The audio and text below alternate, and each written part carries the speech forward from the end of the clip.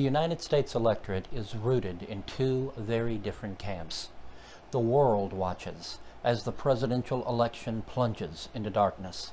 A country once revered as the bastion of democracy, now seen by nations around the globe as nothing more than a corrupt political system. A once great people that demanded fair and open elections from countries around the world, yet stands back and condones voter suppression, stolen ballots, unregistered voters, and unsupervised counts. States colored blue and red and awarded by news agencies controlled by billionaires. Election polls that reveal only hidden desires later showed to be anything but true. A president made to sit back and watch helplessly as election officials defy court orders and cover windows with paper. Can the American people allow that which comes to life in darkness determine the outcome of the election, the future of our country? Or will they demand it die in the light of day? President Donald Trump has fought for the office in which he sits. Trump has campaigned relentlessly across battleground states to earn a second term as president. He has shown through his accomplishments that all Americans, regardless of ethnicity, are our nation's greatest asset. Over 400,000 manufacturing jobs once lost to other countries have returned since his election. Median household income has hit the highest level ever recorded. African American, Asian American, Hispanic American unemployment is at an all-time low. Women's unemployment rate is at a 65-year low. Youth unemployment is at a 50-year low.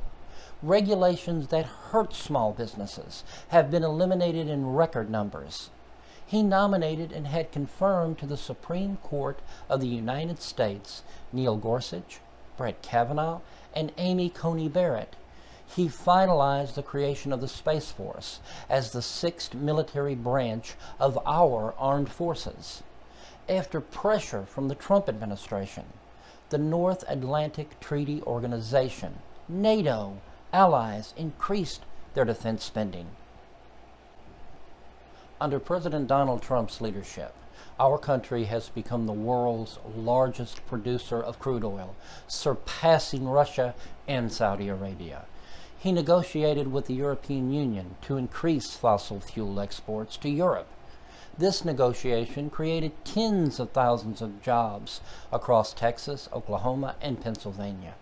Under his administration, America has become a net natural gas exporter for the first time since 1957. He withdrew America from the Trans-Pacific Partnership, improving the lives of many low-income families through the creation of higher-paying jobs.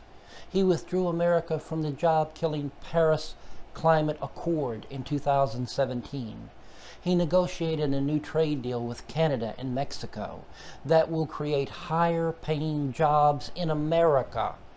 He reached a breakthrough agreement with the European Union to increase United States exports that will create higher-paying jobs in America. His administration gave a combined total of $51.5 billion in relief for farmers in 2018, 2019, and 2020. Over 7 million new jobs have been created since his election. Trump signed into law the Tax Cut and Jobs Act that doubled the maximum of child tax credit and lifted the income limits, allowing more households the ability to claim it. Over $1 trillion was returned from overseas investments and reinvested into the American economy because of Trump's tax relief bill.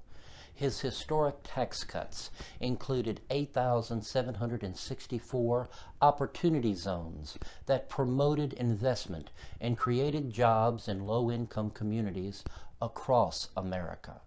This program promises investments of over 100 billion in economically distressed populations. Trump has been instrumental in the reduction of violent crime, which dropped steadily throughout his administration. He fought for and signed the Allow States and Victims to Fight Online Sex Trafficking Act and Stop Enabling Sex Traffickers Act. Both give law enforcement and victims tools needed to fight sex trafficking. Trump completed 400 miles of the wall at our southern border. He secured the release of over a dozen American hostages. Trump has been labeled homophobic by the Democrats and big media, despite having ordered Rick Grenell, a gay ambassador, to take the lead on a global initiative to decriminalize homosexuality across the globe. He appointed 5 openly gay ambassadors. Trump demanded transparency from big pharmaceutical companies regarding drug prices. He reformed Medicare to stop hospitals from overcharging low-income seniors for their prescription drugs. This reform saved seniors hundreds of millions of dollars in 2020 alone. He signed a bill allowing poor Americans to order drugs from Canada that led to reduced prescription prices.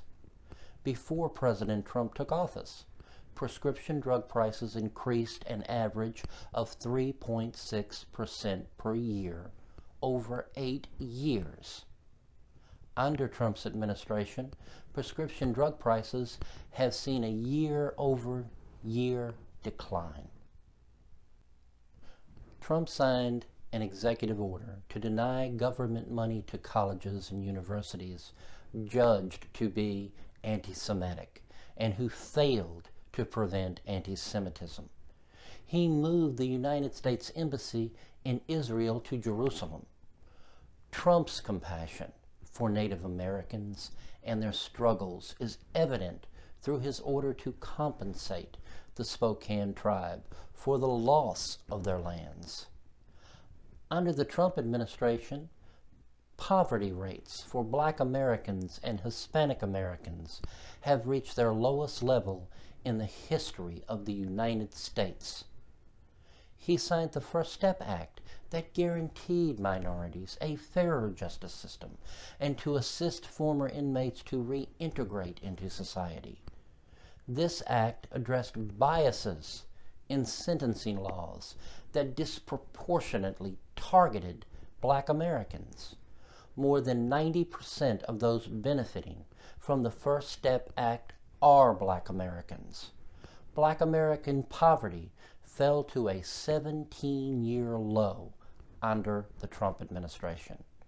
He signed the Preventing Maternal Deaths Act that provided funding to understand maternal complications and identify solutions that focus on high mortality for Black Americans. Are these the acts of a racist? A man who hates minorities? Joe Biden has been a senator since 1972 and vice president from 2008 until 2016. 47 years in politics. Biden has collaborated with Southern segregationists throughout his political career that ensured a knee to the neck of all minorities. Biden plans to repeal the 2017 Tax Reform Act, an act that brought record low unemployment to blacks and other minorities. His plan to increase taxes by over $4 trillion will crush the American economy, not from the top down, but from the bottom up. If enacted, his plan will condemn ethnic minorities into long-term poverty. Minorities deserve an opportunity for a better life. Government-led assistance programs are not the road out of poverty. These programs are nothing more than chains used to deprive minorities of a better future. Ask yourself, what type of future do you want for your child? A government check or a job? A corner office or a street corner to sell drugs? Your children, your choice. This election has proven the power of big media and big money donors. It has shown that votes counted in dark rooms have dire consequences on honest elections. For each illegitimate vote, an honest one loses its importance on the outcome of the race. The Pacific Ocean started with a single drop of water and now divides continents. And like the ocean, our elections begin with a single ballot. Americans must not legitimize the counting of illegitimate votes. Allowing this would destroy our democracy, take away our freedom, and adversely affect the future of our country and its electorate. What type of president do Americans deserve? One that fights for jobs and prosperity, or one that hides in a basement and offers no answers? The media will begin to tell Americans it's time to come together and heal our country. Words that are far too often used to legitimize that which is illegitimate.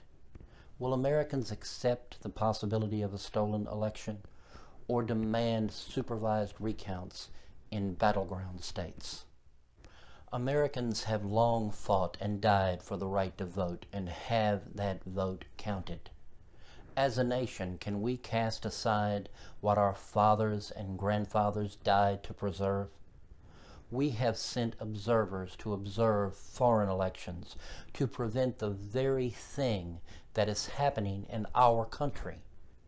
As Americans, we would not condone those elections and should not accept this one without first demanding a full and accurate hand recount of all the ballots in the battleground states. Our commitment to democracy has been brought into question by China, Russia, and other nations. The leaders of those nations have refused to congratulate Biden or accept him as the legitimate winner of the election. When countries around the globe question our presidential election, what does that say about our democracy? Is our democracy valueless and non-existent? If that's true, then we are a failed experiment in history, and we will not stand the test of time.